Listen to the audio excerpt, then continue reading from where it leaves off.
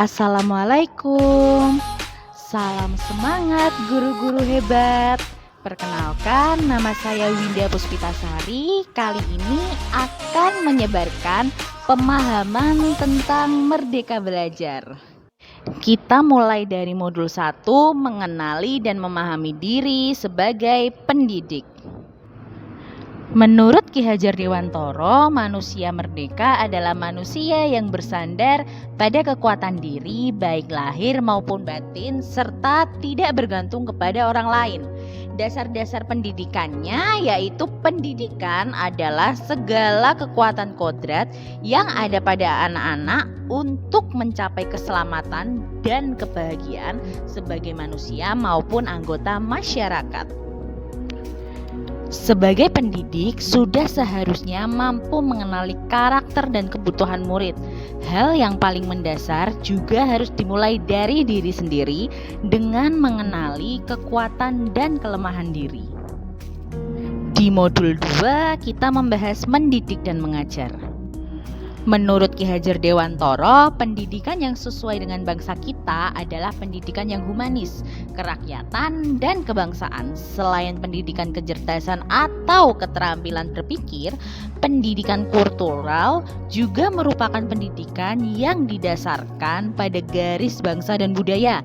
Misalnya, dengan menghargai hasil pekerjaan murid dan memberikan apresiasi pada setiap pembelajaran yang dipahami oleh murid. Sistem pengajaran pada zaman kolonial terbagi menjadi 4, mulai dari murid duduk rapi menghadap ke depan dengan kelas yang hening, menyeragamkan pembuatan tugas, melakukan perankingan berdasarkan nilai pengetahuan, dan meminta murid berdiri di depan kelas saat tidak mengerjakan tugas. Modul 3 mendampingi murid dengan utuh dan menyeluruh. Pendidikan bergerak secara dinamis menyesuaikan keadaan yang bergerak begitu cepat. Setiap peserta didik terlahir dengan kodrat alamnya masing-masing. Perubahan tidak bisa dihindari sehingga cara mendidik dan mengajar perlu disesuaikan dengan perkembangan zaman. Guru dapat merancang pembelajaran yang berkelanjutan. Guru dapat merancang pembelajaran yang berkelanjutan, terbuka, dan berdasarkan asas trikon, yaitu kontinu, konvergen, dan konsentris.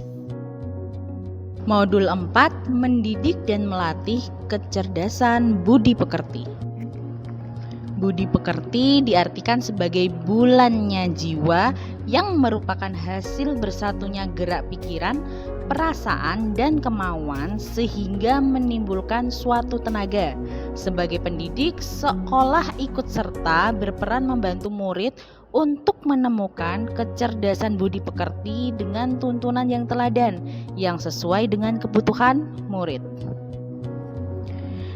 Kegiatan mendidik dan melatih kecerdasan budi pekerti meliputi 3 poin. Yang pertama, budi pekerti merupakan perpaduan rasa, cipta, dan karsa. Yang kedua, budi pekerti dibentuk oleh sekolah, keluarga, dan masyarakat.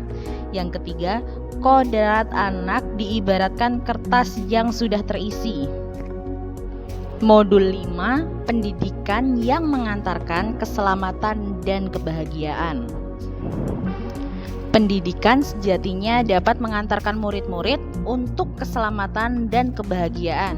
Tidak hanya memberikan informasi dan pengetahuan saja, melainkan juga harus mendorong murid untuk menemukan pemahaman yang relevan dengan kehidupan.